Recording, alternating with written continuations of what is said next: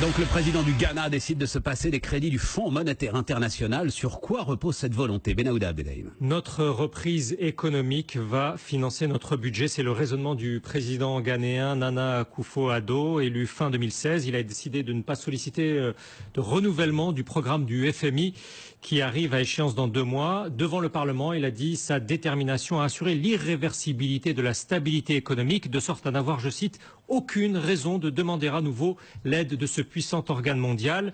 Cet avocat de métier, ancien ministre des Affaires étrangères, considère que la croissance de son pays le permet dorénavant.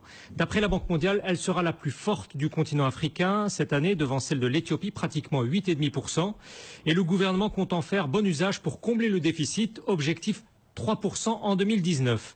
Un expert d'un bureau d'analyse londonien explique que le Ghana dispose d'une économie plus diversifiée que beaucoup de ses pairs en Afrique.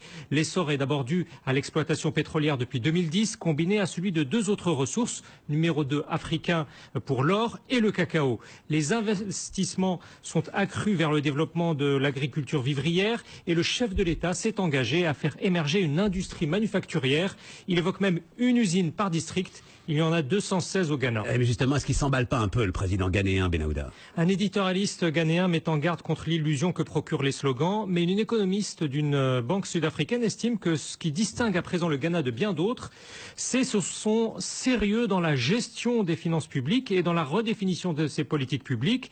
Ça permet d'abord de réduire considérablement l'inflation. La Banque centrale a pu dès lors baisser de façon accélérée les taux d'intérêt et le crédit à l'activité est en mesure de décoller sainement. Un professeur d'économie de l'université d'Accra redoute toutefois que sans l'aiguillon du FMI, à l'approche des élections de 2020, le gouvernement soit tenté de s'affranchir de cette discipline, malgré toutes les bonnes intentions initiales. Quelle est l'originalité essentielle du propos du président ghanéen? Par certains aspects, il peut rappeler celui du capitaine Thomas Sankara à la tête du Burkina Faso de 1983 jusqu'à son assassinat en 1987. Beaucoup en Afrique se souviennent de sa joute verbale avec son homologue François Mitterrand en l'accueillant à Ouagadougou un soir de novembre 1986. Celle de Nana Akufo-Addo avec Emmanuel Macron, il y a moins de 3 mois à Accra, pourrait passer à la postérité de la même façon.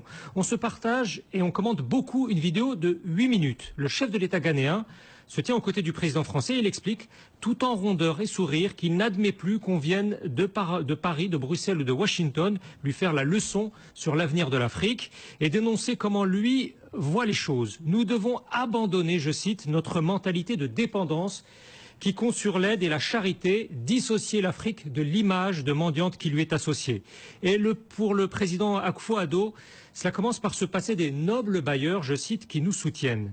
On peut voir que c'est dit sans la moindre agressivité. Il a également tenu ce propos lors d'un discours marquant au Sénégal. Son mot d'ordre, répété à l'envi par les responsables gouvernementaux, est Ghana Beyond Aid, le Ghana au-delà de l'aide. Le professeur de l'université d'Accra que nous avons précédemment cité espère seulement qu'un retournement brutal du cycle des matières premières ne viendra pas briser prématurément ce nouvel idéal politique.